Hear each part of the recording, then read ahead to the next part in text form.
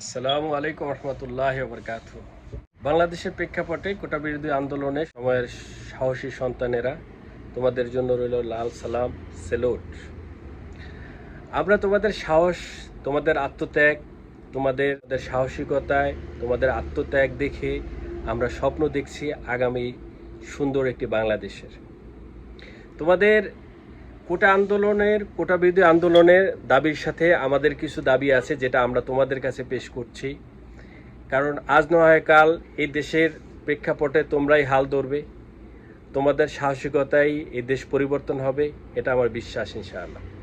আমার এই দাবিগুলো কোনো সংগঠনের কাছে নয়, আমার এই দাবিগুলো কোনো দলের কাছে নয়, এই দাবিগুলা আগামীর ভবিষ্যৎ কাণ্ডারি তোমাদের কাছে। আমার প্রথমত দাবি হচ্ছে আইনের শাসন প্রতিষ্ঠা করা, যেটা বাংলাদেশ স্বাধীনতার 53 বছরও এই দেশে আইনের শাসন প্রতিষ্ঠা করা সম্ভব হয়নি। যেটা একটা দেশের সরকার চাইলে অল্প সময়ের মধ্যে এটা প্রতিষ্ঠা করা সম্ভব, কিন্তু বাংলাদেশ স্বাধীনতার 53 বছরও এটা প্রতিষ্ঠা করা সম্ভব হয়নি। আমি চাই বাংলাদেশের প্রত্যেকটা সেক্টরকে আইন এবং শাসনের সাথে যে সেক্টরগুলো আছে সবাইকে ফ্রি করে দেওয়া হোক, সবাই সবার মতো করে কাজ করতে দেওয়ার সুযোগ তৈরি করে দেওয়া হোক, এমনকি সবাইকে জবাবদিহিতার আওতায় রাখা হোক। দ্বিতীয়ত যে দাবিটা, সেটা হচ্ছে সঠিক চিকিৎসা সেবা বাস্তবায়ন করা, সঠিক স্বাস্থ্যসেবা বাস্তবায়ন করা। বাংলাদেশের স্বাস্থ্যসেবা প্রায় ধ্বংসের পথে।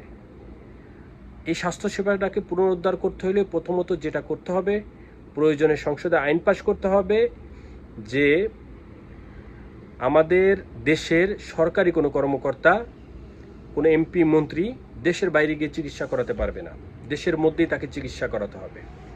যদি এই আইনটা করা যায়, তবে এক দেশের চিকিৎসা ব্যবস্থা, স্বাস্থ্য ব্যবস্থা পরিবর্তন হওয়ার সম্ভাবনা আছে।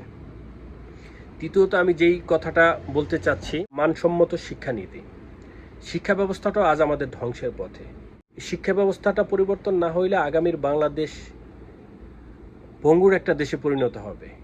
আমাদের শিক্ষা ব্যবস্থাটা অবশ্যই পরিবর্তন করতে হবে।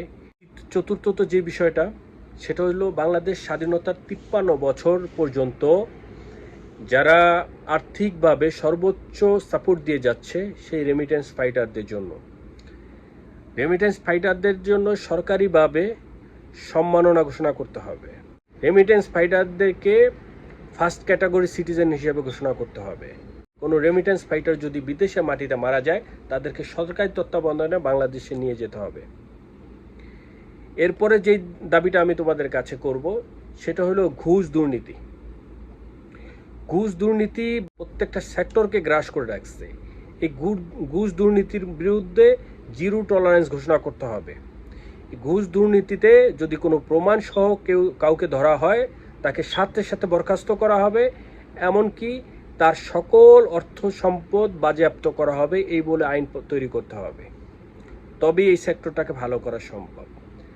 তারপরে যেটা হচ্ছে, আমরা চাই এই দেশে আইনের শাসন প্রতিষ্ঠা হোক, এই দেশে সঠিক চিকিৎসা সেবা, স্বাস্থ্যসেবা নিশ্চিত হোক, এই দেশে সঠিক শিক্ষানীতি তৈরি হোক, সঠিক শিক্ষা ব্যবস্থা তৈরি হোক। এই দেশে যারা সর্বোচ্চ ত্যাগ স্বীকার করে দেশের বাইরে থাকতেছে, রেমিটেন্স পাঠাচ্ছে দেশের অর্থ সেক্টরটাকে ভালো রাখার জন্য, তাদেরকে সর্বোচ্চ সম্মান দেয়া হোক। এমন আমরা চাই এই দেশে ঘুষ দুর্নীতি মুক্ত হোক। তোমরা কোটা যদি ফিরেও পাওয়ার পরেও তোমাকে একটা চাকরির জন্য লক্ষ লক্ষ টাকা প্রদান করতে হবে। আমরা চাই এই দেশটাকে তোমরা সংস্কার করো, এই দেশটাকে তোমাদেরকেই সংস্কার করতে হবে, তোমাদের এই জেনারেশনকে এই দেশটাকে সংস্কার করতে হবে। কারণ তোমরা এই বর্তমান সময়ের সর্বোচ্চ সাহসী সন্তান, তোমাদেরকেই দায়িত্ব নিতে হবে এই দেশটা সংস্কারের। তোমাদের কাছে আমাদের অনুরোধ, তোমরা দেশটা সংস্কারের দায়িত্ব নিবে, এটা তোমাদের কাছে আমাদের প্রত্যাশা। কোনো দলের জন্য না, কোনো সংগঠনের জন্য না, দেশের জন্য, দেশের ভালোর জন্য, আমাদের সবার ভালোর জন্য তোমরা এটা দায়িত্ব নিবা। তোমাদের মাইন্ডে এই জিনিসটা থাকবে, তোমরা এটা প্রচেষ্টা থাকবে তোমাদের, এটাই তোমাদের কাছে আমাদের প্রত্যাশা। যারা আত্মত্যাগ করেছেন, যাদেরকে হত্যা করা হয়েছে, যারা শহীদ হয়েছেন, তাদের জন্য দোয়া রইল আল্লাহ তাআলার কাছে, তাদেরকে যেন আল্লাহ তাআলা ক্ষমা করে জান্নাতুল ফিরদাউসের উচ্চ মাকাম দান করেন, এটাই দোয়া রইল তাদের জন্য। আর তোমাদের সফলতার জন্য তোমাদের জন্য দোয়া রইল। ফি আমানিল্লাহ, ভালো থাকবা। সেলুট। আসসালামু আলাইকুম।